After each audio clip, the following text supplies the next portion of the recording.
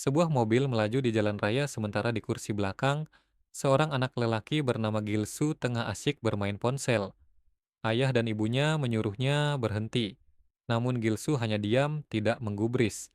Ketika mobil mulai memasuki terowongan, ibunya kembali menegurnya, meminta agar dia mendengarkan nasihat sang ayah yang menatapnya tajam dari kaca spion. Alih-alih merasa bersalah, Gilsu justru berkata bahwa dia yakin ayahnya menyesal telah memilikinya sebagai anak. Di sekolah, Gilsu sering menjadi korban perundungan dan itu telah membuatnya pahit terhadap dunia.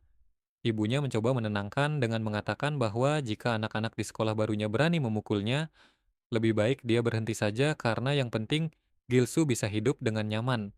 Namun Gilsu malah menyebut ibunya pembohong. Dia tahu betul ibunya pernah memohon kepada ayahnya agar memindahkannya ke sekolah lain, tapi sang ayah tetap bungkam.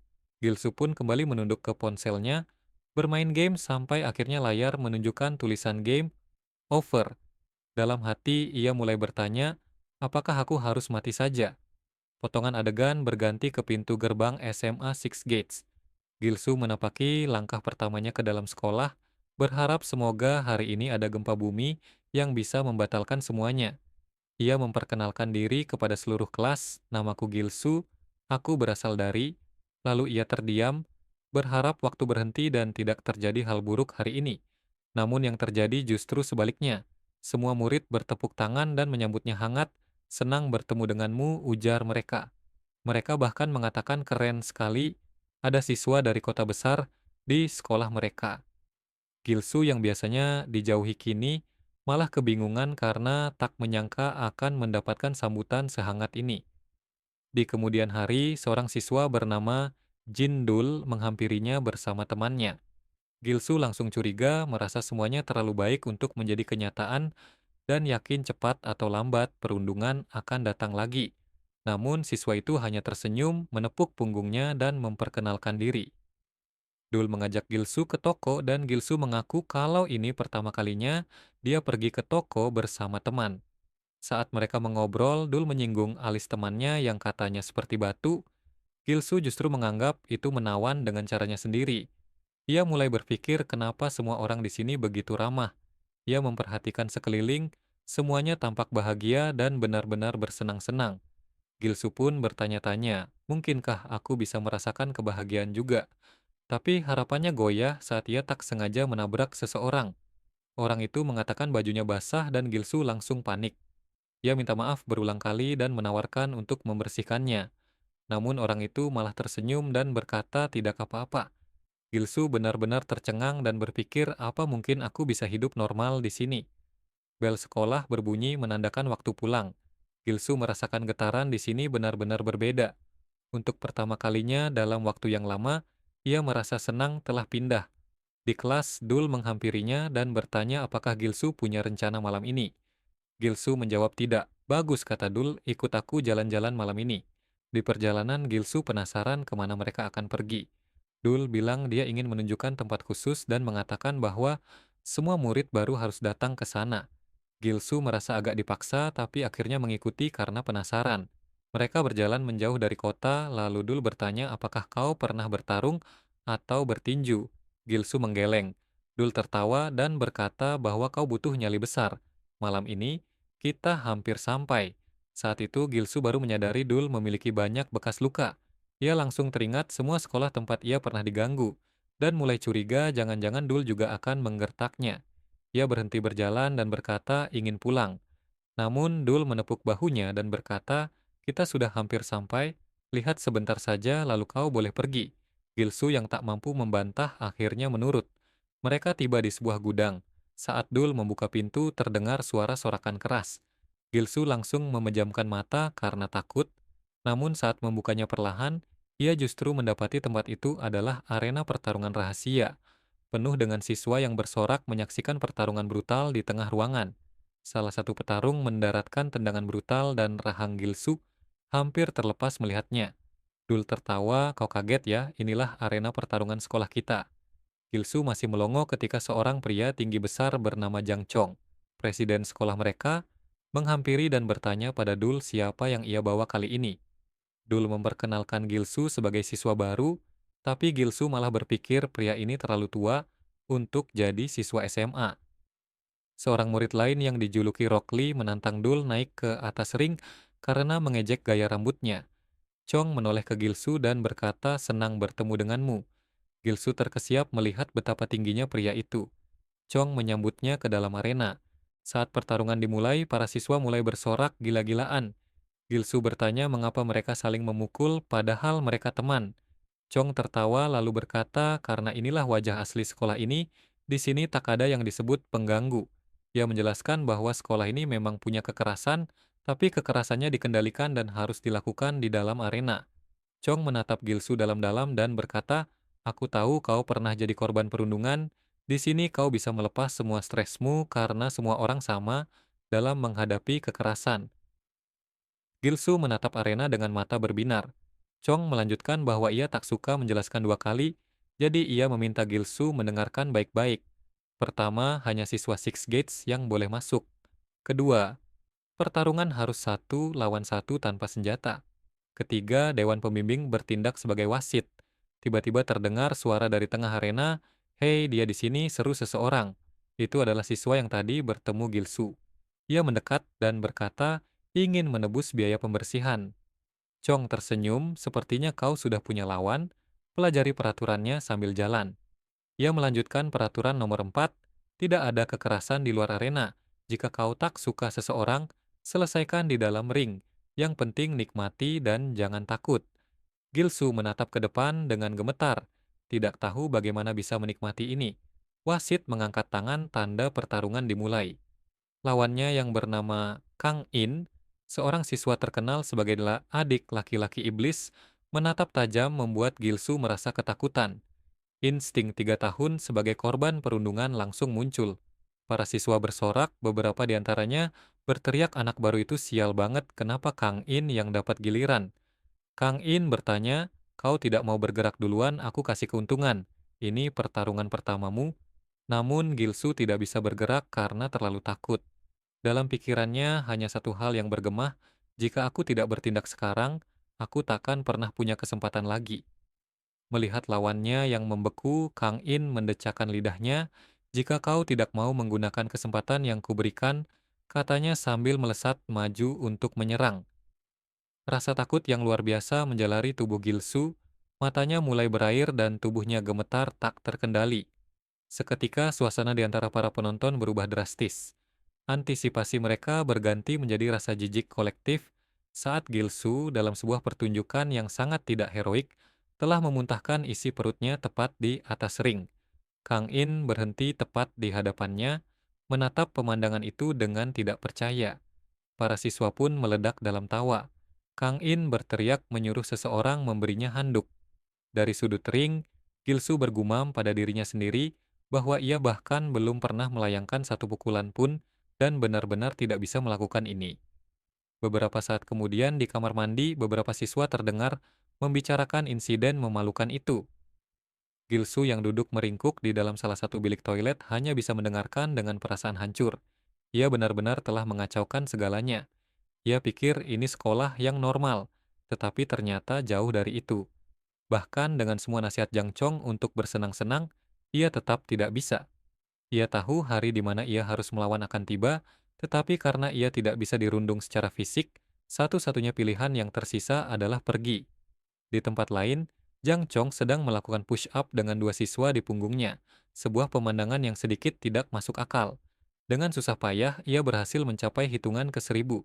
Gilsu yang menyaksikannya memberanikan diri bertanya bagaimana mungkin ia masih menjadi siswa sekolah menengah. Jang Chong bangkit dan bertanya apakah ada yang ingin ia katakan. Dengan ragu, Gilsu mengaku memiliki pertanyaan tentang arena pertarungan. Jang Chong dengan nada menyindir bertanya, apakah ia punya keahlian lain selain muntah. Mengabaikan sindiran itu, Gilsu akhirnya menyatakan bahwa ia tidak bisa bertarung di arena. Seketika para siswa di sekitarnya terdiam. Jang Chong bertanya mengapa, toh ia tidak terluka sama sekali kemarin.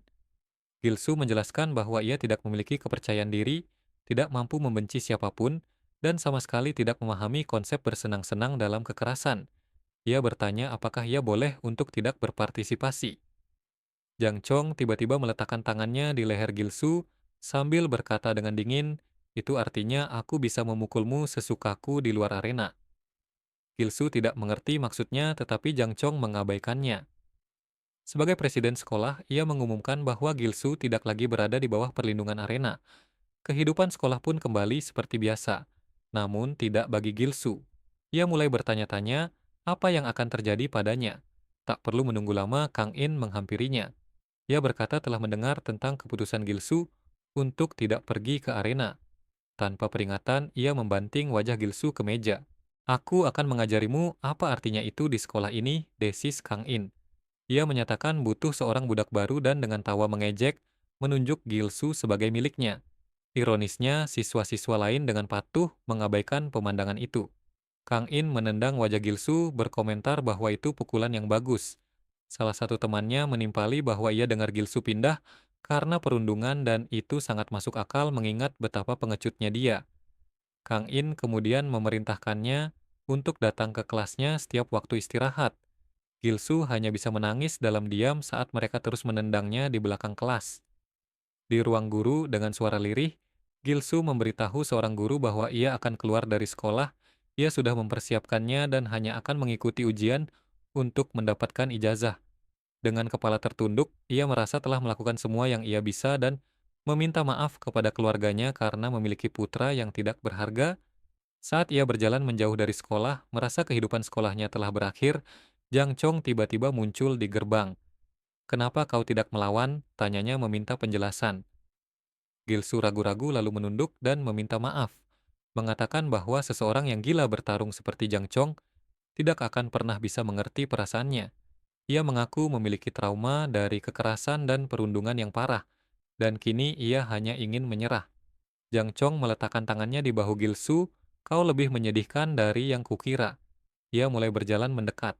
"Siapa yang bilang kau harus bertarung seperti seorang profesional?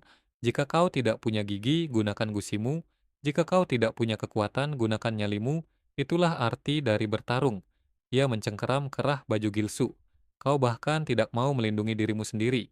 Gilsu mulai menangis bertanya-tanya apa kesalahannya. Jang Chong melanjutkan, "Apa kau pikir dunia luar itu penuh dengan sinar matahari dan pelangi? Kau akan tetap menjadi pecundang seumur hidupmu." Namun, kata-kata itu tidak meresap. Gilsu berjalan pulang, berpikir bahwa Jang Chong tidak akan pernah mengerti karena ia tidak pernah lemah. Ia sudah selesai. Ia akan pulang. Di tengah jalan, Kang In dan teman-temannya mencegatnya. "Kudengar kau tidak akan masuk sekolah mulai besok," kata Kang In dengan seringai. "Bagaimana mungkin kau bisa pergi tanpa memberitahu kami? Kalau kau pergi, siapa yang akan menjadi samsaku?" Sejak Jang Chong membuat arena pertarungan, ia mengaku tidak lagi memiliki budak. Kang In bertanya apakah Gilsu pikir semuanya akan berakhir hanya dengan keluar dari sekolah lalu menyuruhnya untuk ikut. Mereka menyeretnya ke sebuah gang dan mulai memukulinya. Gilsu merasa seolah-olah akan mati, berharap mereka segera berhenti. Kang In berkata bahwa Gilsu seharusnya bersyukur ini terjadi di era Six Gates yang sekarang. Jika kakaknya masih ada, ia pasti sudah mati. Kemudian ia bertanya, apakah alamat yang diberikan kepadanya akurat? Gilsu bingung, alamat apa? Kang In lalu membacakan alamat rumah Gilsu dengan keras sambil berkomentar, tidak percaya seorang pecundang sepertinya tinggal di rumah yang bagus. "Lain kali kami akan datang berkunjung," katanya sambil tertawa. Saat itulah sesuatu di dalam diri Gilsu patah.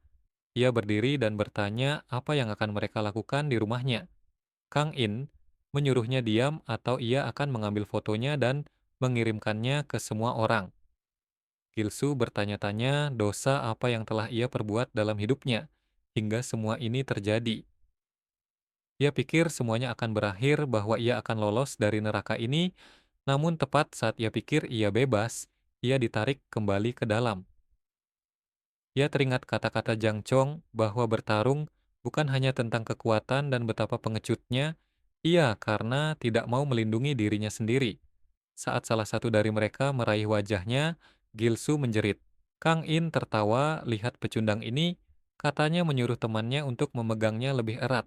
Sekali lagi Gilsu bertanya mengapa ia pantas menerima ini, apa kesalahannya. Dalam gerakan cepat, ia menepis tangan Kang In membuat ponselnya jatuh dan retak di tanah. Ia telah membuat keputusan. Ia akan menggunakan giginya. Kang In berteriak kesakitan saat Gilsu menggigit tangannya dengan sekuat tenaga. Karena aku lemah, inilah yang harus kulakukan, teriak Gilsu. Aku akan berjuang dengan semua yang kumiliki. Kang In menghantamkan tangannya ke wajah Gilsu membuatnya terjatuh. Kang In sambil memegangi tangannya yang kesakitan, tergagap bahwa Gilsu sudah gila. Dengan napas terengah-engah, Gilsu menatapnya. Aku yakin ini sakit. Ia melanjutkan, jika aku akan mati, aku akan menyeretmu ke bawah bersamaku. Kang In tertawa getir. Lihat, bahkan seekor tikus pun akan melawan jika terpojok. Ia bertanya apakah Gilsu sudah siap saat dua temannya yang lain berlari ke arahnya. Kali ini Gilsu tidak lari. Ia membungkuk, mengambil segenggam tanah, dan melemparkannya ke wajah mereka. Menyingkirlah, teriaknya. Ia tidak perlu terlihat keren saat bertarung. Ia bertanya-tanya apakah ia berhasil mengenai mereka saat ia terjatuh, lalu ia mulai berlari sekuat tenaga.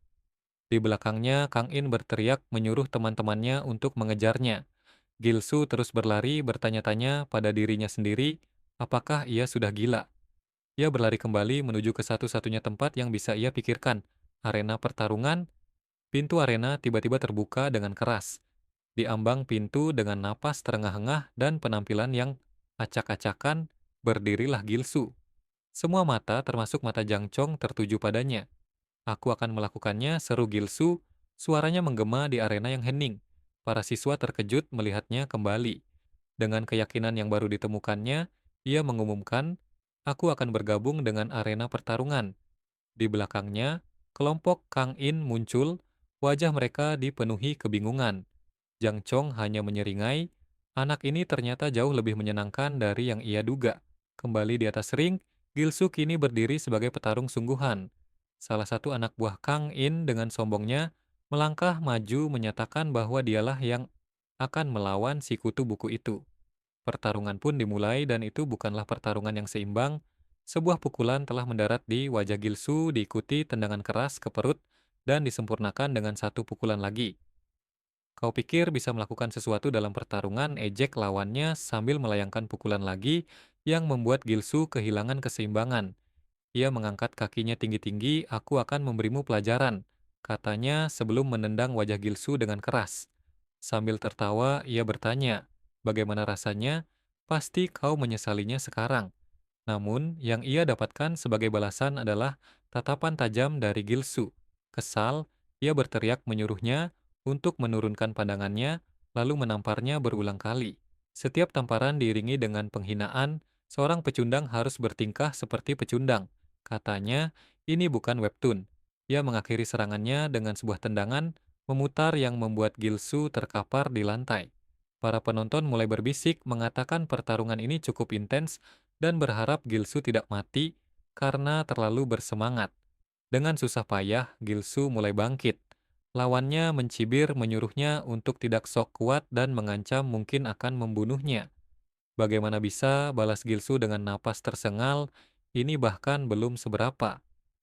Dengan sisa tenaganya, ia menerjang maju dan melakukan sebuah tackle. Rasa sakit ini tidak ada apa-apanya dibandingkan dengan apa yang kualami sampai sekarang, teriaknya. Saat keduanya jatuh ke lantai, para penonton terkesiap. Anak muntahan itu ternyata punya beberapa gerakan, kata seseorang. Lawannya mendorong Gilsu menjauh. Gilsu berteriak mencoba melayangkan pukulan, tetapi lawannya dengan mudah menghindarinya. Bagaimana pukulan selambat ini bisa kena, ejeknya. Tiba-tiba Gilsu teringat kata-kata Jang Chong. Dengan sebuah pencerahan, ia menyundul lawannya dengan keras hingga hidungnya berdarah. Para siswa bersorak, pertarungan ini ternyata lebih menyenangkan dari yang mereka kira. Jang Chong yang mengamati dari pinggir berpikir bahwa meskipun adrenalin meredam rasa sakit, Gilsu pasti mengalami beberapa kerusakan. Anak itu punya daya tahan yang luar biasa. Lawannya marah, menendang Gilsu hingga jatuh lalu membersihkan darah dari wajahnya. Apa kau ingin mati? Namun Gilsu bangkit sekali lagi, belum siap untuk menyerah. Ia mulai bertanya-tanya, apakah ini yang selalu terjadi? Apakah geng yang selama ini ia takuti sebenarnya hanya sekuat ini? Para siswa mulai meneriakkan namanya. Dengan gigi terkatup, ia menyerang balik, melompat untuk melancarkan pukulan Superman. Namun, lawannya telah mengantisipasinya dan menyambutnya dengan sebuah pukulan atas yang telak. Kesadaran Gilsu mulai memudar saat lawannya bergumam bahwa ia tidak akan membiarkan Gilsu mengejutkannya lagi. Gilsu pun pingsan meninggalkan lawannya sebagai pemenang malam itu. Beberapa waktu kemudian Gilsu terbangun. Ia menyadari dirinya pingsan tetapi ada perasaan puas yang aneh. Ia akhirnya membela dirinya sendiri, bahkan berhasil mendaratkan beberapa pukulan. Ia berharap bisa tetap tenang dan mulai memikirkan apa yang seharusnya ia lakukan untuk menang. Andai saja aku sedikit lebih kuat, gumamnya. Tiba-tiba sosok Jang Chong muncul di atasnya. Apa kau merasa lebih jernih sekarang? Tanyanya. Gilsu melihat sekeliling, tidak ada orang lain di sana. Ia bertanya apakah Chong menunggunya. Chong menjawab bahwa itu adalah tugasnya sebagai presiden. Tidak ada yang boleh terluka parah di sini, karena arena ini adalah tempat untuk melindungi para siswa. Chong berkata bahwa Gilsu pasti tahu pertarungan tadi hanya untuk hari ini. Ia tidak diizinkan masuk lagi karena secara teknis ia sudah keluar dari sekolah. Saat Chong hendak pergi, Gilsu menghentikannya dan bertanya apa yang harus ia lakukan. Chong bingung. Gilsu melanjutkan bahwa ia tidak akan putus sekolah dan memohon agar diberitahu apa yang harus dilakukan karena ia ingin menjadi lebih kuat. Gilsu kemudian menceritakan bagaimana semuanya dimulai hanya karena sebuah sandal terbang yang secara tidak sengaja mengenainya. Karena ia tampak tidak peduli, para siswa mulai memukulinya dan meminta uang hingga ia dicap sebagai orang lemah. Mereka menertawakannya, mengatakan orang sepertinya memang perlu dipukuli. Itulah awal mula kehidupannya sebagai seseorang yang tidak bisa melindungi diri sendiri. Tapi sekarang, katanya dengan tekad semuanya berbeda dan ia benar-benar ingin menjadi lebih kuat. Jang Chong tersenyum tipis. Ia berkata bahwa latihan minggu ini juga termasuk dalam pekerjaannya sebagai presiden. Ia berjalan mendekati Gilsu dan bertanya apakah ia siap. Lalu tanpa peringatan ia memukul perut Gilsu dengan keras. Gilsu batuk darah dan berteriak kesakitan. Chong dengan tenang berkata bahwa itu pasti sangat sakit, tapi ini baru permulaan karena ia akan membuat Gilsu mampu menahan pukulannya. Keesokan harinya, seluruh tubuh Gilsu terasa sakit.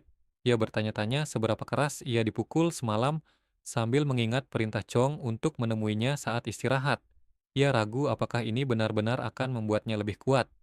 Tiba-tiba Jindul memanggilnya, berkata, ia pikir Gilsu akan berhenti sekolah. Gilsu hanya menjawab bahwa ia telah berubah pikiran. Jindul tersenyum dan berkata Gilsu pasti menyukai arena itu dan punya nyali. Tiba-tiba sebuah suara yang familiar terdengar, itu adalah Kang In yang berkata, lihat Samsak berjalan itu kembali. Kang In berkata ia tidak menyangka Gilsu akan kembali dan bertanya apakah ia ingin balas dendam. Namun ia mengancam lain kali mungkin akan membunuhnya. Saat mereka berjalan berpisah, Jindul melirik ke belakang dan melihat Gilsu gemetar, bukan karena takut, tetapi karena amarah. Gilsu bertekad untuk menjadi kuat agar tidak kalah lagi dari bajingan seperti itu. Di atap sekolah, latihan pun dimulai. Gilsu dipukul di wajah, lalu dengan cepat di perut oleh Jang Chong. Buka matamu, perintah Chong, ikuti tinjuku. Ia menambahkan bahwa Gilsu tidak diizinkan bertarung di arena sampai latihan mereka selesai. Gilsu memprotes Tidibutik. Tidak mungkin bagaimana ini bisa disebut latihan. Namun ia tetap menutup matanya saat pukulan lain mendarat. Sudah beberapa hari sejak latihan dimulai yang pada dasarnya hanyalah pemukulan sepihak. Sementara itu di arena Kang In melampiaskan frustrasinya pada lawan-lawannya. Sejak pertarungannya yang memalukan dengan Gilsu, egonya terluka dan ia menjadi lebih tidak kenal ampun. Para siswa lain bercanda bahwa kelemahan Kang In sekarang adalah sundulan kepala dan serangan muntah. Kesal, Kang In menyuruh mereka untuk melawannya jika memang percaya diri, tentu saja tidak ada yang berani. Ia berjalan melewati kerumunan, bertanya kepada teman-temannya apakah mereka melihat Gilsu hari ini. Mereka menjawab tidak, ia juga tidak muncul saat istirahat atau di arena, seolah menolak arena. Tiba-tiba Kang In berhenti, ia memikirkan Jang Chong lalu menyeringai, ia punya ide bagaimana cara untuk mengalahkan beberapa pecundang. Malam itu, Gilsu berlari di lintasan lari, mendorong dirinya hingga batas kemampuannya. Ia teringat semua pukulan yang ia terima dan bertanya pada diri sendiri apakah ia benar-benar bisa menjadi lebih kuat dengan metode latihan seperti ini. Namun, ia memutuskan harus berlatih lebih keras untuk mencapai tujuannya. Tiba-tiba sebuah sepeda motor sengaja menyerempetnya hingga ia jatuh. Pengendara motor itu berhenti dan berteriak, "Apa-apaan kau ini?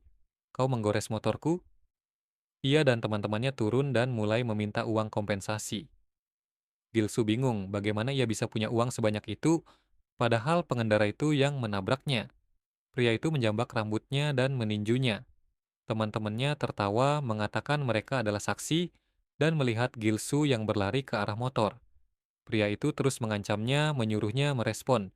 Namun Gilsu hanya diam, bingung. Mengapa ia tidak merasa takut sama sekali? Pria itu menuntut semua uang yang dimiliki Gilsu. Saat itulah Gilsu menyadarinya. Aku telah dipukuli oleh monster selama berhari-hari, gumamnya. Ia menepis tangan pria itu lalu melayangkan pukulan dengan tangan kirinya tepat ke wajah pria itu. "Kenapa aku harus memberimu uang?" tanyanya. "Aku bahkan tidak takut padamu." Pria itu meraih pergelangan tangan Gilsu tidak percaya dengan apa yang baru saja terjadi. Para berandalan itu terkejut. Gilsu dengan energi yang aneh mulai berputar-putar seperti kincir angin sambil berteriak, "Aku tidak pernah belajar cara memukul, aku hanya belajar untuk dipukul." Si pemimpin berandal menendangnya. "Apa kau sedang melakukan sandiwara?" tanyanya kesal. Teman-temannya tertawa menyebutnya kincir angin yang sedang mencoba berenang. Merasa dipermalukan, si pemimpin memakai sebuah knuckle duster dan memerintahkan temannya untuk memegang Gilsu erat-erat. "Aku akan memperbaiki kelakuannya." Saat ia bersiap melayangkan pukulan telak, ia menyuruh Gilsu untuk mengatupkan giginya. Namun sebelum pukulan itu mendarat, sebuah bayangan melesat dari atas pagar di dekatnya. Seseorang melompat turun dengan gerakan atletis dan sebuah lutut menghantam wajah pria berandal itu dengan telak. Pria yang kemudian kita ketahui bernama Sanel itu pun langsung tersungkur. Gilsu terkejut saat melihat penyelamatnya tidak lain adalah Jindul. "Wah, ternyata kau Gilsu," kata Jindul sambil tertawa. Salah satu anak buah Sanel menyerbunya, tetapi Jindul dengan mudah menghindari ayunan itu dan membalas dengan pukulan kiri yang telak. Anak buah yang lain maju dengan sepotong kayu, tetapi nasibnya sama. Serangannya diblokir dan dibalas dengan pukulan kiri yang presisi. Sanel yang kini sendirian berteriak ngeri melihat teman-temannya pingsan. Gilsu hanya bisa menatap dengan takjub. Ia pikir Jindul hanyalah siswa biasa. Ternyata ia sangat kuat. Sanel dengan sisa keberaniannya bertanya apakah mereka tahu siapa yang baru saja mereka lawan. Mereka adalah siswa kelas 1 terkuat dari SMA Jinang. Jindul hanya menyuruhnya diam saat ia hendak memukulnya lagi. "Tidak akan jadi masalah kalau kami menghajar satu lagi dari kalian. Asal kau tahu, aku dari SMA Six Gates." Sanel seketika pucat. "Aku pikir pecundang ini bersikap aneh," lanjut Jindul. "Tapi ternyata kalian yang salah memilih lawan." Tanpa menunggu lebih lama, Sanel dan gengnya kabur terbirit-birit. Jindul hanya mendecahkan lidahnya, "Dasar bajingan bodoh," gumamnya lalu bertanya pada Gilsu bagaimana ia bisa terlibat dengan mereka. Beberapa saat kemudian setelah Gilsu menjelaskan tentang pelatihan khusus dari Jang Chong, Jindul berkata bahwa Gilsu pasti sudah serius tentang pertarungan. Gilsu mengiyakan tetapi mengaku dirinya masih sangat lemah dan sedang latihan stamina saat mereka menyerangnya. Jindul tertawa, "Aku melihatmu melempar pukulan tadi sangat mencolok." Ia melanjutkan bahwa bagus Gilsu tidak lagi merasa takut, tetapi ia belum cukup kuat untuk melawan lebih dari satu orang. Jika itu dirinya, ia akan menghindari pukulan dan membalas. Tapi katanya dengan nada sedikit iri, "Aku cemburu Chong memilihmu. Penting baginya agar seseorang yang menolak arena bisa menyesuaikan diri." Sekolah ini memang unik, Ye Gilsu teringat sesuatu. Ia bertanya kepada Jindul mengapa Sanel dan gengnya langsung lari setelah mendengar nama Six Gates.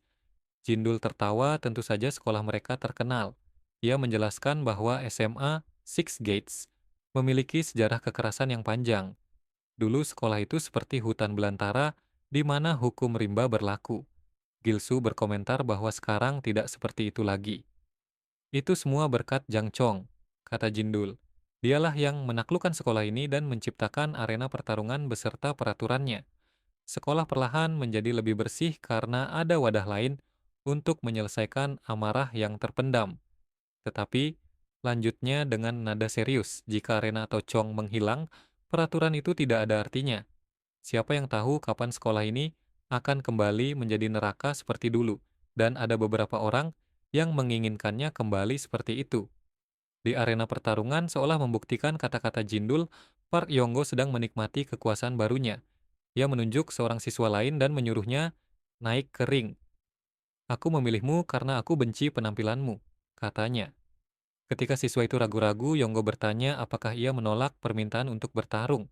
Kelompoknya tertawa mengatakan bahwa Yonggo sedang bersemangat hari ini sambil menyebut para siswa lain sebagai pecundang yang perlu mempelajari di mana tempat mereka. Tanpa basa-basi, Yonggo menghajar siswa itu hingga tak berdaya. Ini terlalu mudah, katanya. Tiba-tiba Kang In menyuruh semua orang menyingkir. Sekarang giliranku, katanya. Para siswa bertanya-tanya, siapa yang akan ia pilih? Kang In menunjuk salah satu siswa yang sebelumnya mengejeknya. Kau kemari sekarang, perintahnya. Siswa itu gemetar bertanya mengapa mereka bahkan tidak saling mengenal. Aku tidak butuh alasan, jawab Kang In dingin. Aku hanya sedang dalam suasana hati yang buruk setelah melihatmu. Ia mencengkeram keras siswa itu. Apa kau berencana untuk menolak dan berakhir seperti Gilsu? Saat itulah Jang Chong masuk. Apa yang kau lakukan? Tanyanya dengan suara marah. Kang In dengan licik menjawab bahwa ia hanya membuat permintaan pertarungan biasa dan mungkin ada sedikit kesalahpahaman. Apa kau punya masalah dengan itu? Tanyanya balik. Aku tidak melanggar aturan apapun. Sebuah kilas balik menunjukkan rencana Kang In. Ia menjelaskan kepada teman-temannya bahwa Gilsu telah menembak kakinya sendiri sebagai orang pertama yang menolak arena. Aturan sekolah menyatakan bahwa semua orang setara di hadapan kekerasan, tetapi jika dilihat lebih dekat, ada banyak pengecut yang hanya menikmati menonton pertarungan tanpa pernah ikut serta. Dengan menantang mereka, mereka akan dipaksa bertarung untuk menghindari nasib yang sama, seperti Gilsu. Dengan begitu, arena akan menjadi taman bermain pribadi mereka. Kembali ke masa sekarang, Kang In menatap Chong tanpa rasa takut. Apa yang salah? Aku tidak melanggar aturan apapun. Jang Chong menyuruhnya untuk tidak memasang keberanian palsu. Kang In hanya tertawa, meminta maaf atas keributan itu, dan berkata akan memilih lawan dengan lebih hati-hati lain kali. Sementara itu, di atap sekolah, latihan Gilsu berlanjut. Jang Chong melepaskan serangkaian pukulan yang diakhiri dengan sebuah tendangan. Gilsu merasa seperti akan mati, tetapi ia berhasil menyeimbangkan diri dan bahkan memblokir sebuah pukulan. Aku tidak takut seperti dulu, katanya. Chong mengakui, kau mulai terbiasa dengan pukulanku. Bersemangat, Gilsu mengayunkan tinjunya, tetapi Chong dengan mudah menghindar. Jika aku ingin menang, aku harus bisa mendaratkan pukulan. Teriaknya terus mengayun tanpa rencana. Jang Chong yang mulai kesal memukulnya dengan keras. Diam berhenti berteriak seperti pecundang, bentaknya. Gilsu mengaduh. Pukulan itu terasa lebih sakit dari biasanya. Kau perlu mempelajari yang satu itu juga, kata Chong. Dan jika kau bisa melakukannya, kau bisa memenangkan pertarungan. Beberapa saat kemudian mereka berada di sebuah klub arkade tua. Tempat ini sudah tua, komentar Gilsu, mengapa kita di sini? Chong membuka pintu memperlihatkan seorang pria botak yang beberapa dari kalian mungkin kenal sebagai Bob. Chong menyuruh Gilsu untuk memasang kuda-kuda. Angkat kedua tinju ke dagu, selipkan dagu, letakkan kaki selebar bahu, dan berdiri dengan ringan. Ia menginstruksikan Gilsu untuk melempar pukulan pertama atau jab dengan ringan. Kemudian untuk pukulan kedua atau straight, ia harus memutar pinggul, bahu, dan menggunakan kakinya untuk menghasilkan kekuatan maksimum. Bob mendemonstrasikannya pada sebuah mesin pukulan dan suaranya terdengar seperti letusan tembakan. Gilsu terpana. Sekarang, kata Chong, giliranmu. Gilsu dengan kecanggungan seorang pemula mencoba melayangkan sebuah jab diikuti oleh sebuah straight. Ia merasa sudah mulai terbiasa, tetapi saat melihat papan skor, angkanya sama menyedihkannya seperti sebelumnya. Jang Chong dengan kesabaran yang dibuat-buat menjelaskan bahwa mesin itu rusak, kecuali jika pukulannya memiliki dampak yang nyata, skornya tidak akan tercatat. Ia menyuruh Gilsu untuk menemukan bentuknya sendiri dan jangan menunjukkan wajahnya lagi sampai ia bisa mendapatkan skor yang pantas. Cerita beralih ke salah satu anak buah Kang In Rock yang sedang menerima telepon dari pacarnya yang mengatakan mereka harus berhenti bertemu. Di tengah kegalauannya, ia secara tidak sengaja menabrak Park Yonggo. Yonggo dengan sengaja mendorongnya hingga terjatuh, membuat ponselnya retak di lantai. Dengan kepolosan yang dibuat-buat, Yongo berkata bahwa ia tidak sengaja. Rock yang jelas-jelas ketakutan dengan gemetar berkata bahwa itu adalah kesalahannya sendiri. Yongo tertawa mengatakan pada semua orang yang melihat bahwa itu hanyalah sebuah kesalahan dan bukan kekerasan sekolah. Ia menepuk bahu Rock dan menyuruhnya berhati-hati lain kali. Jindul yang melihat kejadian itu menghampiri Rock dan menyarankan agar mereka melaporkannya. Namun Rock menolak mengatakan tidak ada gunanya memperbesar masalah. Sementara itu di kafetaria Gilsu, makan dengan lahap. Latihan yang melelahkan membuatnya sangat lapar dan skor di mesin pukul itu tak kunjung bertambah. Ia bertanya-tanya bagaimana caranya menjadi lebih kuat. Tiba-tiba Park Yonggo mendekat dan dengan sebuah permintaan maaf yang palsu menumpahkan nampan makanannya ke atas kepala Gilsu. Anehnya, Gilsu justru mulai tertawa. Ia menepuk-nepuk punggung Yonggo, berkata bahwa ia merindukannya dan senang bertemu dengannya setelah sekian lama. Namun, di balik senyumannya, matanya dipenuhi dengan kebencian. Sebuah kilas balik singkat menunjukkan Yonggo dan teman-temannya membual tentang bagaimana mereka berhasil menindas Rock dan lolos begitu saja. Mereka sepakat bahwa sudah waktunya untuk melakukan hal yang sama pada Gilsu. Kembali ke masa sekarang, Gilsu meraih tangan Yonggo. Yonggo mencibir, "Oh, kau sudah belajar menolak sekarang ya? Kau lucu saat marah." Gilsu kesal, tetapi ia ingat bahwa Jang Chong melarangnya dari arena sampai latihannya selesai. Namun, ia merasa tidak punya pilihan lain. Saat suasana memanas, Jindul tiba-tiba menyela. "Diamlah, dia sedang mencoba makan." Lalu dengan gerakan cepat, ia melempar nampan makanannya sendiri tepat ke wajah Yonggo. "Kau tidak seharusnya mengganggu anjing saat sedang makan," kata Jindul dengan tenang. Gilsu terkejut. Jindul menatap Yonggo. "Kau perlu tahu di mana tempatmu?" Yonggo yang marah bertanya apakah Jindul sudah gila. "Bukan kekerasan sekolah," balas Jindul sambil tertawa. "Tanganku hanya terpeleset, tapi karena kau ingin bertarung, ini bagus. Aku akan mendidikmu di arena malam ini." Malam itu saat Jindul mencuci pakaiannya yang kotor, Gilsu yang mengenakan jersey pengganti berterima kasih padanya. Jindul berkata, ia tidak melakukannya untuk Gilsu, ia lelah melihat Yonggo dan kelompoknya bertingkah di arena. Ia menjelaskan bahwa mereka sengaja memilih murid yang lemah dan menyerang mereka. Ketika para murid itu ketakutan, mereka menggunakan Gilsu sebagai contoh. Jindul belum punya kesempatan untuk melawan mereka, jadi ini adalah waktu yang tepat untuk melindungi arena. Gilsu bertanya mengapa ia begitu peduli untuk melindungi arena. Jika ia sekuat itu, arena seharusnya tidak menjadi masalah baginya. Jindul mengaku bahwa ia juga memiliki masa lalu yang kelam, sama seperti Gilsu. Sebuah kilas balik menunjukkan Jindul yang lebih gemuk dan pemalu menjadi target perundungan yang kejam. Saat seorang perundung hendak memaksanya melakukan hal yang menjijikan, sebuah tangan besar menghentikan mereka. Seseorang telah menyelamatkannya. Pria itu, yang ternyata adalah direktur sebuah sasana tinju, memberinya selebaran. Sejak saat itu, Jindul terobsesi dengan olahraga tersebut. Berat badannya turun dan ia berubah total. Para perundungnya kini tidak ada apa-apanya di hadapannya. Jindul mengakui bahwa aturan arena yang dibuat Chong memang sedikit berlebihan, tetapi ia suka konsep di mana orang bisa bertarung dengan kebebasan memilih lawan mereka. "Aku akan menghajar Yonggo," katanya pada Gilsu, "pastikan kau menonton." Di atas ring, keduanya saling menatap. Yonggo bertanya dari mana Jindul tiba-tiba mendapatkan nyali. "Kau di sini untuk bertarung dengan kata-kata," balas Jindul. Berhenti menggonggong dan mulailah. Wasit memulai pertarungan. Yonggo menyerbu dengan jab, tetapi Jindul memblokirnya dengan mudah. Setiap pukulan yang dilancarkan Yonggo dihindari dengan gerakan kepala yang minimal. Para siswa terkejut dengan kecepatan Jindul. Yonggo yang juga terkejut berpikir bahwa lawannya ini murni seorang petinju. Jindul mulai maju mendorong Yonggo mundur dengan jabnya. "Kau mungkin cepat," ejek Yonggo, "tapi pukulanmu sangat lemah." Ia membalas dengan pukulan kuat, tetapi serangannya diblokir. Jindul melancarkan jab lagi. Yonggo menghindar dan mencoba melancarkan pukulan. Namun itu semua adalah umpan. Jindul menyambutnya dengan uppercut-nya sendiri.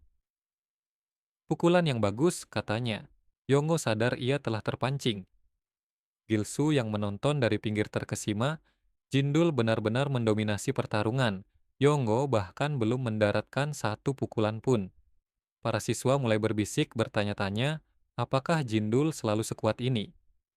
Mereka sadar bahwa rekor tak terkalahkan Yonggo akan segera berakhir. Frustrasi, Yonggo mulai mengayunkan pukulan dengan membabi buta, tetapi semuanya meleset. Jindul menertawakannya. Kau pikir pukulan seperti ini akan mendarat? Ia memukul Yonggo dengan sebuah jab. Pukulan yang lebih ringan perlu mendarat agar pukulan yang berat juga bisa mendarat, katanya, diikuti dengan sebuah pukulan kanan yang membuat Yonggo berlutut. Untuk semua bicaramu, kau ternyata tidak berarti banyak. Berhentilah datang ke arena. Yonggo menatap ke arah Kang In yang menyeringai. Jangan khawatir, kata Yonggo. Aku tidak akan pergi. Ia mengakui Jindul lebih baik dalam tinju. Tapi sekarang, lanjutnya, aku akan melawanmu dengan benar.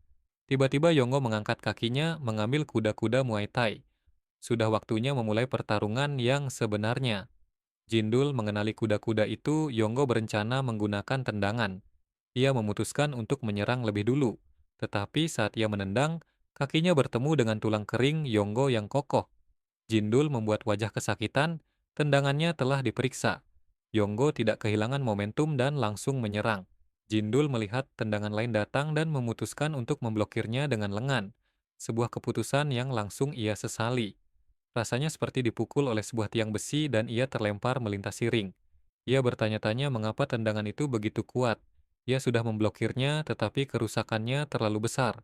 Park Yonggo terus maju, melancarkan tendangan lain yang sama kuatnya. Jindul dengan refleks seorang petarung mengangkat tangannya untuk memblokir.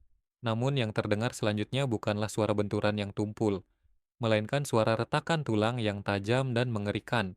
Tulang di lengannya patah seketika. Gilsu meneriakkan nama temannya dengan panik saat gaung suara retakan itu terdengar jelas di seluruh arena yang mendadak senyap. Dengan susah payah, Jindul berhasil menciptakan jarak. Yongo hanya tertawa mengejek melihatnya. Apa yang kau lakukan? Tanyanya dengan nada menghina. Ayo maju ke sini seperti tadi. Apa kau takut sekarang?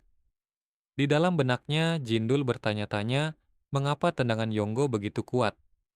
Rasanya seperti berada di level yang sama sekali berbeda dibandingkan dengan pukulannya. Ia tahu jika ia terkena satu tendangan lagi, itu akan sangat berbahaya. Namun saat ia tenggelam dalam pikirannya, sebuah pukulan telak mendarat di wajahnya. Yonggo tidak memberinya jeda, langsung menghujaninya dengan serangkaian serangan cepat yang membabi buta. Sebuah combo yang seolah keluar dari serial Dragon Ball. Yonggo tertawa, berkata, nah sekarang pukulanku bisa mendarat. Jindul menyadari bahwa ia terlalu fokus pada ancaman tendangan, sehingga ia tidak bisa bereaksi dengan benar terhadap pukulan. Yonggo mulai menghinanya, kau yang menyuruhku untuk tidak mengacaukan arena kan? Kau pikir kau siapa?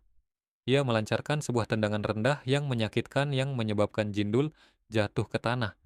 Yonggo terus mengoceh, kau sangat lemah, jadi apa yang memberimu hak untuk menguliahi aku? Jindul tidak bisa lagi berdiri dan Yonggo menyadari hal itu. Ia bersiap melakukan sebuah tendangan ala sepak bola ke arah kepala Jindul. Selamat tinggal, bisiknya. Yang bisa dilakukan Jindul hanyalah menatap tanpa daya saat tendangan itu melesat lurus ke wajahnya dan suara benturan yang keras terdengar. Mata Jindul tertutup. Ketika ia membukanya, ia melihat wasit telah menghentikan tendangan Yonggo dengan tulang keringnya sendiri, tulang kering yang terasa sekeras baja.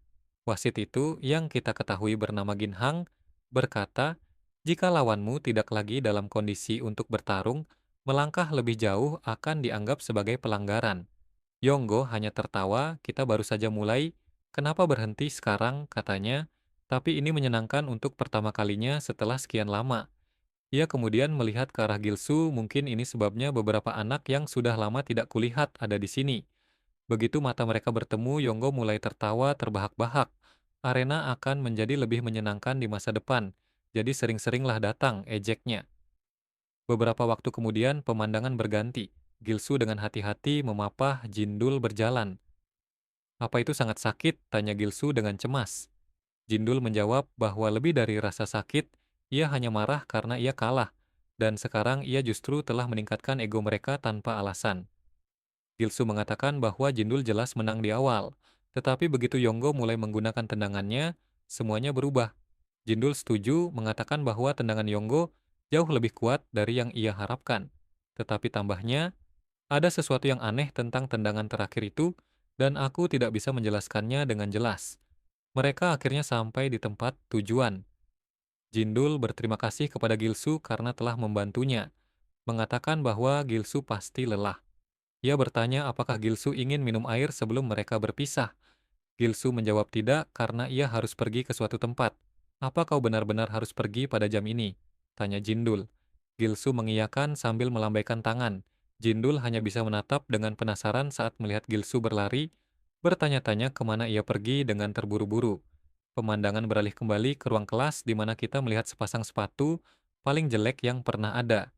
Kita mendengar Kang In bertanya mengapa mereka membawa benda itu. Salah satu anak buahnya mengatakan bahwa gengnya ingin menunjukkan penghargaan mereka kepadanya. Kang In berkata bahwa ia lebih peduli pada bakat daripada penghargaan. Mereka menjawab jika memang begitu, mereka tidak akan menjadi masalah. Dan Kang In menyuruh mereka untuk melakukan yang terbaik mulai sekarang. Yonggo kemudian memasuki ruangan, mengatakan ia tidak berpikir Gilsu akan datang ke sekolah hari ini. Kang In berdiri bertanya apa yang Yonggo bicarakan. Yonggo berkata mungkin sudah waktunya untuk menghajar Gilsu sekarang. Namun Kang In meletakkan tangannya di bahu Yonggo, mengatakan bahwa situasinya telah berubah berkat Yonggo. Yonggo tampak bingung saat Kang In dan kelompoknya terus berjalan masuk. Kang In menjelaskan bahwa dengan mengalahkan Jindul, kekuatan mereka telah meningkat. Mereka yang sebelumnya mengira lebih lemah darinya, sekarang sangat takut, dan sekarang, jika mereka menyentuh Gilsu, itu hanya akan merusak reputasi mereka. Salah satu anak buahnya bertanya apa rencana mereka sekarang. Kang In berkata tidak, karena mereka sudah mengalahkan siswa kelas satu terkuat seperti yang direncanakan. Sudah waktunya untuk pindah ke langkah berikutnya. Kita melihat beberapa pria sedang merokok di luar, diperkenalkan sebagai kelompok Shoku. Kang In dan kelompoknya menghampiri mereka, berkata bahwa mereka datang karena ingin bertemu. Shoku tertawa, mengatakan ia tidak punya urusan untuk dibicarakan dengan anak kelas satu. Kang In membalas bahwa mereka mungkin terlihat seperti ikan kecil di matanya karena mereka adalah anggota generasi legendaris dari era kakak laki-lakinya. Shoku menyadari siapa kakak laki-laki Kang In. Kang In melanjutkan mengatakan bahwa sekarang setelah mereka disingkirkan oleh Chong, mereka bersembunyi seperti para pensiunan. Marah, Shoku meraih leher Kang In, bertanya apa yang baru saja ia katakan. Kang In hanya berkata bahwa ia mengatakannya karena ia kecewa. Rasanya seperti mereka telah berjuang sendirian. Tapi sekarang situasinya telah berubah. Adegan melompat ke Ginhang yang sedang berbicara dengan Jang Chong. Ginhang mengatakan bahwa mereka perlu mengambil tindakan terhadap apa yang terjadi di arena pertarungan, karena melihat mereka menyalahgunakan aturan akan mengguncang seluruh fondasi. Chong menjawab bahwa bahkan jika mereka telah menyalahgunakan aturan, aturan tetaplah aturan. Ginhang bertanya apakah Chong benar-benar hanya berencana untuk menonton. Chong mengatakan bahwa bahkan jika ia campur tangan, arena tidak akan sama lagi seperti sebelumnya. Tiba-tiba ponsel Chong berdering. Peneleponnya tidak lain adalah Gilsu yang berada di klub permainan. Chong berkata, aku yakin sudah kubilang, jangan menghubungiku sampai kau mengumpulkan beberapa poin, apa kau sudah menyerah? Gilsu menjawab itulah mengapa aku meneleponmu. Kamera menyorot ke mesin pukulan yang berlumuran darah. Ia telah mengalahkan skor menampilkan angka 999.999. Ajari aku, kata Gilsu, karena aku siap untuk pelajaran berikutnya. Adegan melompat kembali ke Gilsu yang berlari menuju klub permainan sambil memikirkan Yonggo. Ia berkata pada dirinya sendiri bahwa ia harus cepat dan menjadi lebih kuat. Lalu ia mulai memukul boneka malang itu. Ia melampiaskan semuanya, berkata ini adalah satu-satunya hal yang bisa ia lakukan, karena ia tidak punya apa-apa lagi selain kerja keras. Bahkan dengan tinjunya yang lemah, jika ia menyerang puluhan ribu kali, ia pasti bisa melakukannya. Ia teringat kata-kata Chong bahwa ia perlu memukul cukup keras agar mesin mendaftarkan pukulan sebagai bukti bahwa ia dapat memberikan kerusakan. Ia tidak memiliki berat dan kekuatan, jadi ia memperlebar posisinya lebih jauh agar bisa menempatkan lebih banyak kekuatan ke dalam pukulannya. Ia melakukan ayunan penuh dan pukulannya mengenai boneka itu tepat di wajah. Ada ledakan keras saat ia mengumpulkan 3 poin. Kita mendengarnya terus naik dari 20 poin menjadi 134 lalu melewati 4.000. Sekarang tinjunya mulai berdarah saat kulitnya terkoyak. Ia terus memukul hingga akhirnya mencapai 99.999 poin.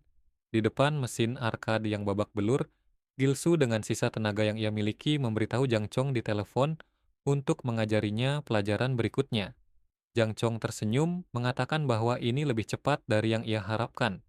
Gilsu menjawab bahwa ia tidak punya pilihan lain, tidak ada waktu untuk disia-siakan.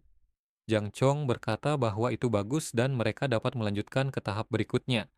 Namun ia memperingatkan tahap ini akan jauh lebih sulit. Saat Chong mengatakan ini, kepala Gilsu langsung terkulai ke dadanya. Ia mulai tersenyum, bergumam bahwa istirahat juga merupakan bagian dari pelatihan, dan pingsan di lantai klub arcade yang sepi dengan kepalan tangan masih berdarah. Malam berikutnya, pemandangan beralih ke arena pertarungan. Suasananya terasa berbeda. Seseorang bertanya apakah hanya ini semua orang yang datang, bahkan tidak sampai setengah dari jumlah biasanya. Tiba-tiba sebuah suara terdengar, siapa yang kau sebut takut? Seorang siswa melangkah maju, ia adalah anggota Dewan Siswa tahun kedua bernama Choi. Ia berkata sepertinya ia perlu mendidik para siswa tahun pertama. Park Yonggo tampak sedikit terkejut. Choi menunjuk lengan Yonggo. Aku sudah membenci tato naga di lenganmu itu sejak pertama kali aku melihatnya, katanya, dan itu alasan yang cukup bagus bagi kita untuk bertarung. Rupanya ia memang sering memilih pertarungan karena alasan-alasan konyol. Tiba-tiba pintu gudang terbuka. Shoku melangkah masuk. Ada apa dengan atmosfer di sini? Tanyanya dengan santai. Aku dengar arena pertarungan kalian menyenangkan akhir-akhir ini. Jadi aku datang berkunjung. Ginhang tampak terkejut. Shoku melanjutkan, ia tidak menyangka akan melihat siswa tahun kedua mencoba melawan siswa tahun pertama dan bertanya-tanya apakah ia perlu sedikit membumbui suasana. Ginhang berjalan ke arahnya, bertanya bagaimana ia berani datang ke sini. Shoku hanya beralasan bahwa ia adalah anggota sekolah menengah itu. Ginhang menyuruhnya berhenti mengoceh omong kosong, mengingatkannya bahwa dialah yang menyebabkan kejadian sebelumnya. Dari kerumunan, Kang In menimpali, bertanya mengapa Ginhang begitu kaku. Karena ada lebih sedikit orang di sini, akan bagus jika ada orang baru yang bergabung. Adegan kemudian beralih ke sebuah lokasi konstruksi. Gilsu bertanya-tanya pelatihan macam apa yang akan ia lakukan di tempat yang suram seperti ini. Jang Chong berkata bahwa Gilsu perlu menemukan jalannya dengan benar. Chong lalu bertanya apakah ia pernah mendengar tentang SMA Six Gates di masa lalu, menjelaskan bahwa sekolah-sekolah menengah atas di daerah itu pernah bertempur memperebutkan gelar yang terkuat dan sekolah mereka adalah pemenangnya. Ia kemudian menjelaskan bahwa tempat di mana Gilsu berada sekarang adalah wilayah sekolah menengah teknik Jinang. Meskipun perkelahian antar sekolah tidak terjadi lagi, jika anggota sekolah lain menyerbu wilayah mereka, itu akan dianggap sebagai sebuah provokasi. Dengan suara yang keras, Jang Chong membanting gerbang dan menguncinya. Ia mengatakan bahwa gerbang di sisi lain terbuka, jadi Gilsu harus mencoba keluar dengan kekuatannya sendiri karena tidak ada pengalaman yang lebih baik daripada perkelahian sungguhan. Gilsu mulai berteriak padanya. Tak lama kemudian ia mendengar suara sepeda motor berhenti di dekatnya. Seorang pria bertanya, siapa yang berbicara begitu keras di wilayahku? Gilsu mengenali pria itu saat ia turun dari sepedanya, itu tidak lain adalah Sanel dari sebelumnya. Sanel berkata bahwa Gilsu pasti tahu ini adalah situasi yang berbeda dan ia sangat senang melihatnya di sini. Ia pasti tak kenal takut jika datang sendirian. Ia mulai memasang knuckle dusternya. Gilsu tidak mengatakan apa-apa. Sanel meraih bagian belakang kepalanya. Apa kau takut karena hanya berdiri diam? Tanyanya. Kemudian ia menyadari bahwa Gilsu sedang menggumamkan sesuatu. Ia mulai menggosokkan buku-buku jarinya ke pipi Gilsu sambil berkata, lebih baik ia berbicara sebelum rahangnya patah. Kita mulai mendengar apa yang digumamkan Gilsu, angkat tinjuku ke daguku sambil menyelipkannya, berdiri dengan kakiku selebar bahu, dan menjaga langkahku tetap ringan. Tiba-tiba ia melontarkan sebuah pukulan jab yang mengenai wajah Sanel dengan telak, kemudian ia melangkah maju sambil masih mengingat langkah-langkah tentang cara melakukan pukulan straight yang benar. Sanel hanya bisa menyaksikan pukulan itu datang lurus dan menghantamnya jauh lebih keras daripada yang pernah kita lihat Gilsu memukul siapapun. Semua teman Sanel terkejut saat melihat Sanel memuntahkan darah. Gilsu mulai tersenyum, berhasil katanya. Di tempat lain, kita mendengar seorang pria memohon pada Shoku untuk melepaskannya. Shoku berkata jika ia tahu arena pertarungan semenyenangkan ini, ia akan datang lebih awal. Gin Hang melangkah ke atas ring, memberitahunya untuk tidak berlebihan dan melawan seseorang di levelnya sendiri. Kang In bertanya-tanya apa yang harus dilakukan karena satu-satunya orang yang tersisa hanyalah kelompoknya dan dewan siswa. Aturan arena disalahgunakan, bahkan Shoku telah muncul. Kang In berkata, jika mereka benar-benar ingin bertarung, mengapa tidak di tempat yang tepat dan bukan di arena? Shoku menyuruh Ginhang untuk memastikan Chong tahu mereka harus bertarung di tempat yang nyata, bukan di taman bermain anak-anak ini. Kembali ke lokasi konstruksi, Sanel yang marah menampar wajahnya sendiri. Temannya mulai berlari dan bertanya bagaimana Gilsu berani bertingkah di wilayah mereka.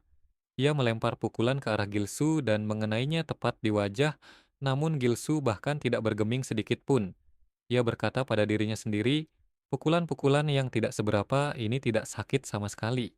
Ia bertukar pukulan demi pukulan, menerima pukulan mereka sambil mengembalikan satu pukulan yang sama kuatnya. Mereka mulai bertanya-tanya apa yang sebenarnya terjadi. Di belakang Gilsu lebih banyak pria muncul. Gilsu mulai gugup saat melihat jumlah mereka yang begitu banyak. Ia berkata pada dirinya sendiri bahwa tidak mungkin untuk melawan mereka semua secara langsung, ia harus memikirkan sebuah rencana. Tiba-tiba Gilsu melompat ke atas sepeda motor Sanel. Sanel berteriak, bertanya apa yang ia lakukan. Ia menyadari jika ia tidak bisa melawan mereka secara langsung, ia harus menggunakan alat yang tersedia. Terdengar suara mesin menyala. Kita melihat Gilsu yang bahkan tidak duduk dengan benar di atas sepeda motor itu. Mereka mulai menertawakannya. Tiba-tiba Gilsu melepaskan sepeda motor itu yang langsung melesat ke arah kerumunan dan memecah barisan mereka. Ia berkata bahwa ia memang tidak pernah berencana untuk mengendarainya. Ia lalu menghantam wajah si kepala brokoli sambil menyuruhnya untuk menyingkir dari jalannya saat ia mulai berlari. Ia berkata pada dirinya sendiri, jika ia melawan mereka satu lawan satu, ia bisa menang. Ia tidak pernah berpikir akan merindukan arena pertarungan. Kemudian ia menyadari sesuatu dan berkata, meskipun ini bukan di arena, ia masih memiliki kesempatan. Ia melihat ke atas ke arah serangkaian anak tangga. Mereka langsung mengejarnya, bertanya-tanya apakah mereka telah menyusulnya. Karena mereka melihat Gilsu berdiri di puncak tangga. Ia menyuruh mereka untuk maju. Mereka tertawa, mengatakan ia pasti telah melukai kepalanya. Mereka menyerangnya, mengatakan tidak ada lagi tempat baginya untuk lari. Namun saat orang pertama maju, Gilsu menamparnya tepat di wajah yang menyebabkan ia jatuh. Saat yang lain datang, ia juga menerima tamparan telak di wajah yang menjatuhkannya. Mereka mulai berjatuhan menimpa satu sama lain seperti dalam permainan bowling manusia. Gilsu tersenyum. Ia sadar jika ia melawan mereka satu persatu dan ia berada di tempat yang lebih tinggi, pertarungan ini akan jauh lebih mudah. Ia mulai mengejek mereka, menyuruh mereka untuk menyerang saja. Namun, tiba-tiba sebuah mangkuk ramen menghantam kepalanya. Seorang pria sambil berpegangan pada pagar datang menendang, menghantam wajah Gilsu secara langsung dan menjatuhkannya ke dalam kerumunan. Mereka memanggilnya senior mereka. Pria itu berkata bahwa ia sedang makan dan hanya mencoba menikmati mienya.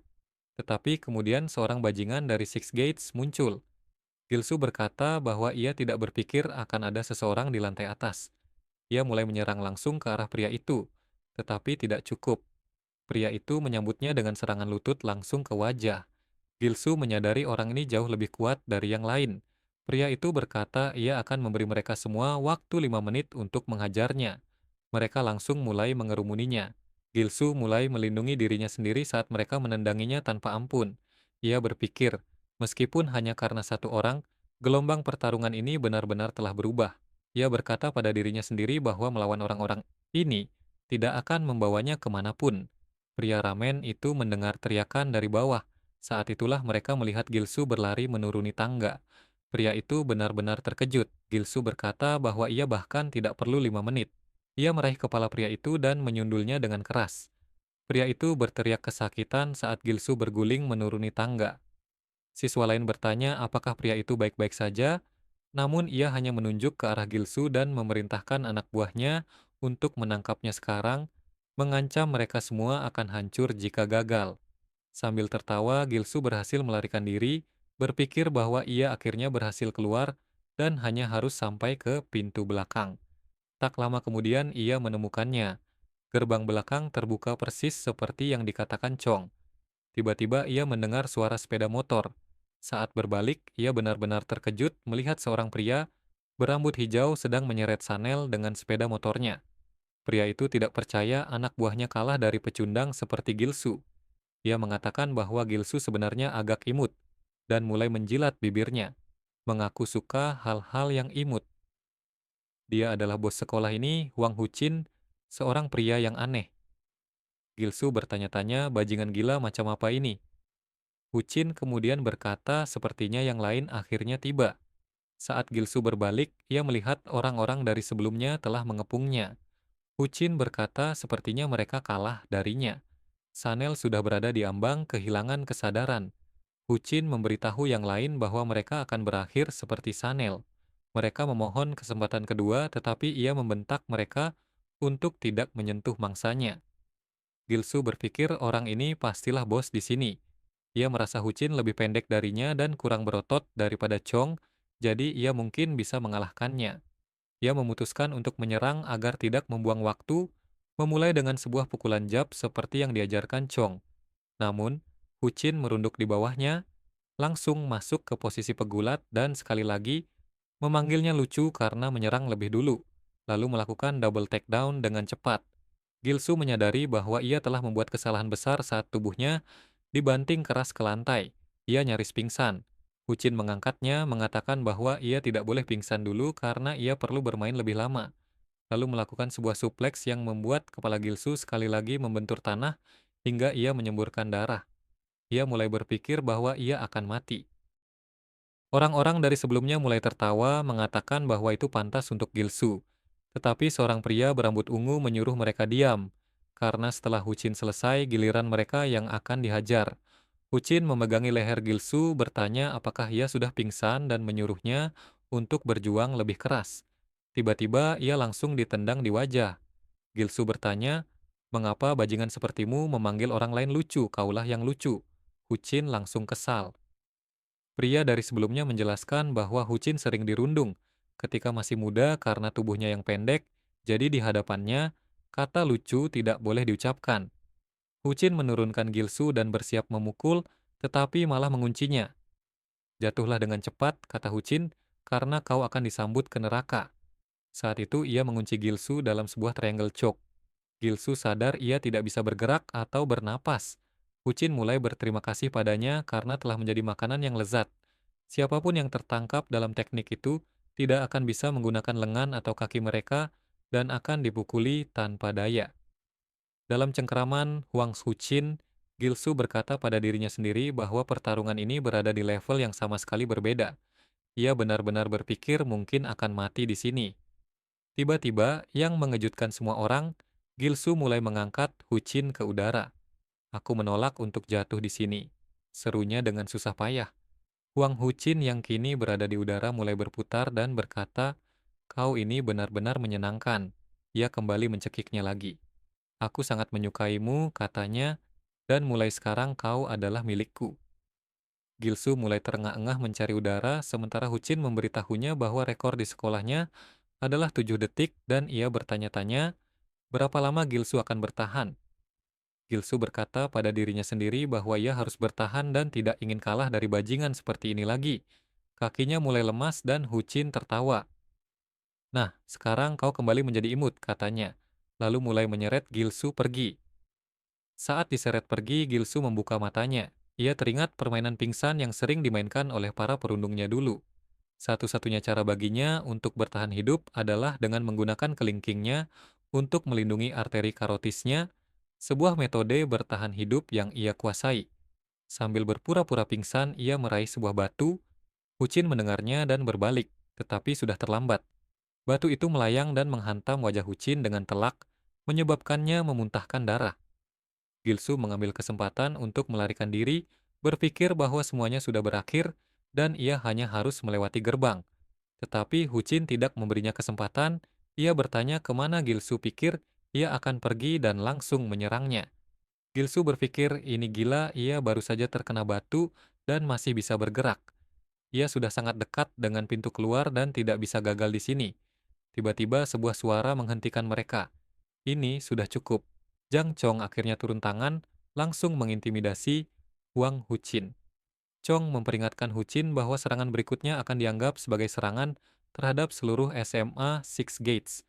Gilsu melihat ke bawah dan menyadari bahwa ia sudah berada di luar halaman sekolah. Huang Hucin mulai memantul di kakinya, mengatakan ia tidak menyangka Chong akan ada di sini dan ia ingin melawannya. Ia menyerang Chong sambil berteriak, era Six Gates sudah berakhir, sudah waktunya untuk era Jinang.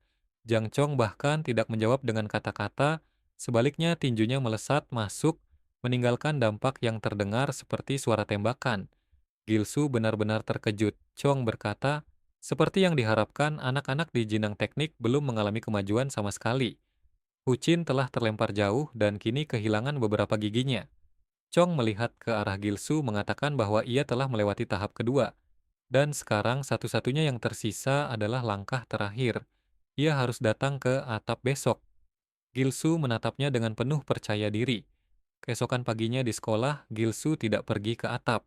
Sebaliknya, ia memberitahu seseorang untuk datang ke arena sepulang sekolah. Ia memutuskan tidak dapat menerima bagian terakhir dari pelatihannya dari Chong.